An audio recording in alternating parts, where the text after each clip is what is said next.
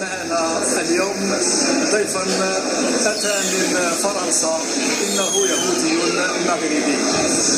عرف بنفسك. السلام عليكم. أنا مغربي ومن بعد يهودي، وأنا السكرتير جنرال ديال اليهود المغرب في فرنسا، وأنا خرجت من المغرب هذه 50 عام،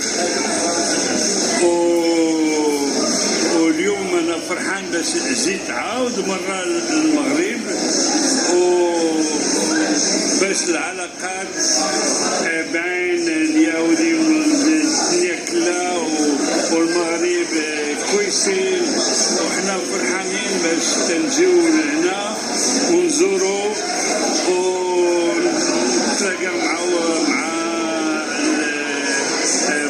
مع الأحباب ديالنا، ونشكروا الملك محمد السيد نصر الله، حيث هو حل الجبال باش كلهم يحب يجي المغرب يزور ويفرح كل شيء مطلوب.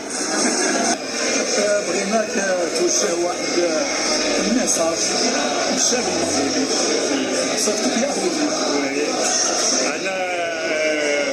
أنا فرحان باش تنزل هنا المغرب، وديما تيقولوا لي راه بلادكم راه داركم اجي دارنا،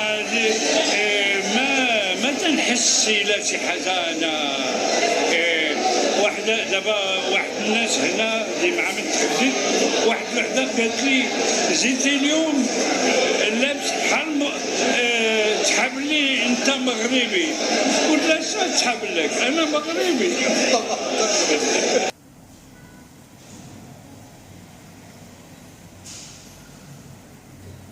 Culture. If some Moroccan Jews remain nostalgic about their past, others hold painful memories. I live in Morocco in 1967. It's a six-day war, and now I am a part of Israel. But I'm all the time, my destiny, my personal destiny is with Morocco and Israel. Tension. If some Moroccan Jews remain nostalgic about their past, others hold painful memories.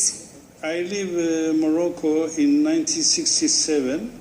It's a six-day war, and now I am a part of Israel. But 67, it's a six-day war, and now I am a part of Israel. Morocco in 1967, it's a six-day war, and now I am a part of Israel. Six-day war, and now I am a part of Israel. But I'm all the time, my destiny, my personal destiny is with Morocco and Israel. استضفنا معنا اليوم ضيفا أتى من فرنسا، إنه يهودي مغربي. عرف بنفسك. السلام عليكم.